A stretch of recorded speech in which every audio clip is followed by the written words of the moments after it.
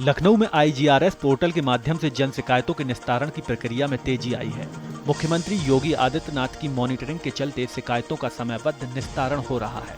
ताजा रिपोर्ट के अनुसार देवी पाटन मंडल शिकायत निस्तारण में पहले स्थान पर है, जबकि वाराणसी दूसरे और बस्ती मंडल तीसरे स्थान पर है।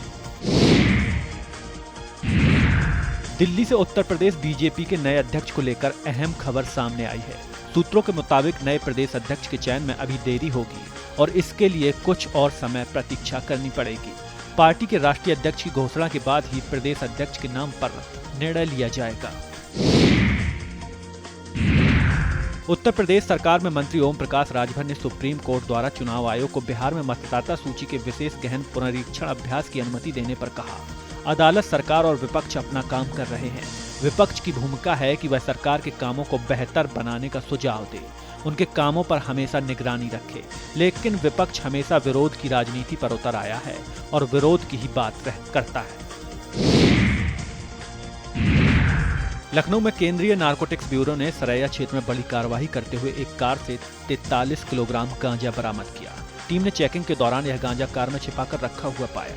गांजा तस्कर को मौके से गिरफ्तार कर लिया गया है। मामले की जांच जारी है और आरोपी से पूछताछ की जा रही है। हरदोई में बिहार मतदाता सूची मामले पर सपा नेता शिवपाल यादव ने सरकार पर साधा निशाना।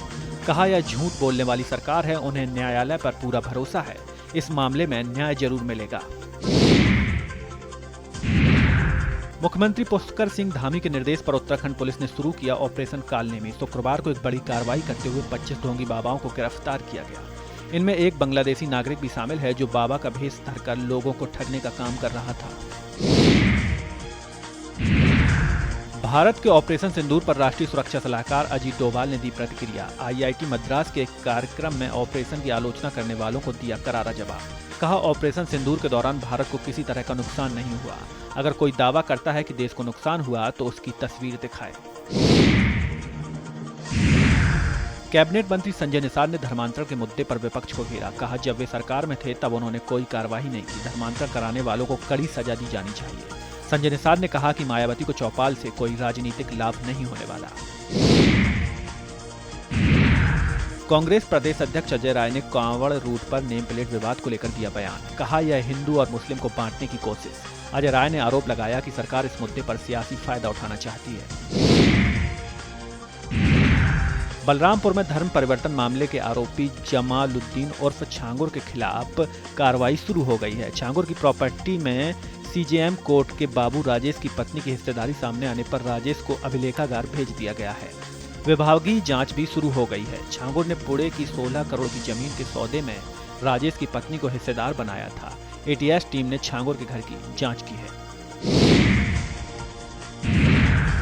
यूपी उत्तराखंड बॉर्डर पर DIG सहारनपुर अभिषेक सिंह ने सुरक्षा व्यवस्था का लिया जायजा। कहा, अब तक 1 लाख से ज्यादा कांवड़िए यूपी में प्रवेश कर चुके हैं।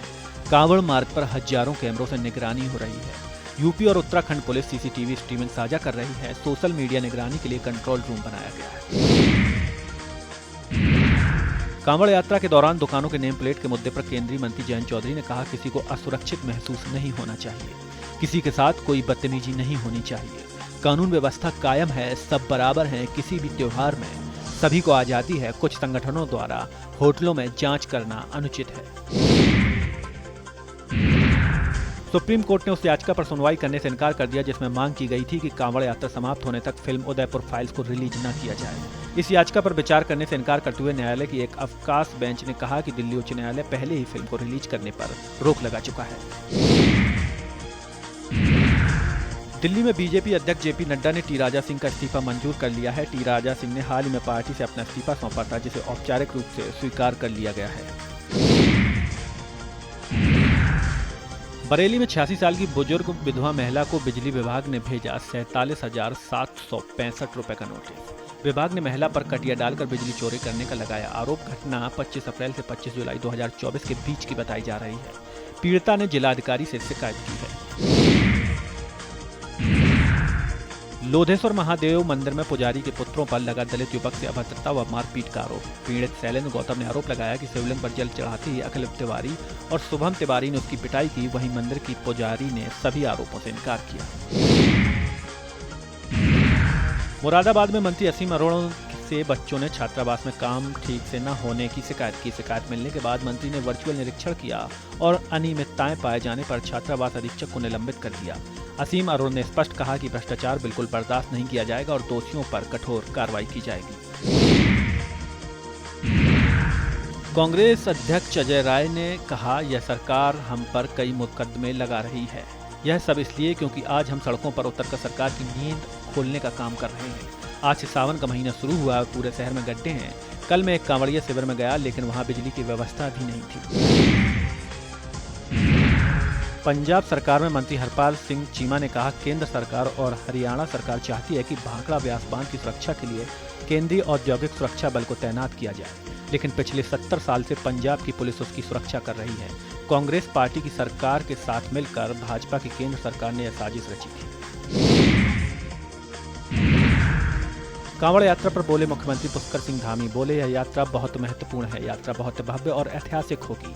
मैं सभी कांवड़ यात्रियों का स्वागत करता हूं। कांवड़ यात्रा हमारे लिए बहुत महत्वपूर्ण है। इसमें कई करोड़ कांवड़ यात्री देवभूमि उत्तराखंड आते हैं और यहां से मां गंगा का जल लेकर अपने अपने स्थानों तक जाते हैं।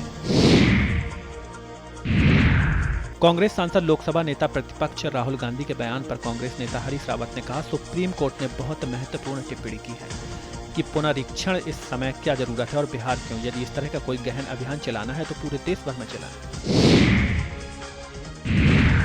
गुरुग्राम में जल भराव पर हरियाणा सरकार में मंत्री अनिल विज ने कहा, गुड़गांव जब बसा था तब राज्य में विपक्ष की सरकार थी।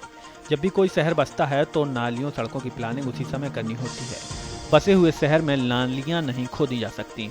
उस समय इन्होंने खोदी नहीं, परिणाम स्वरूप आज पानी निकलने के लिए रास्ते नहीं है। वहां पर अंधाधुंध कंस्ट्रक्शन हुई है।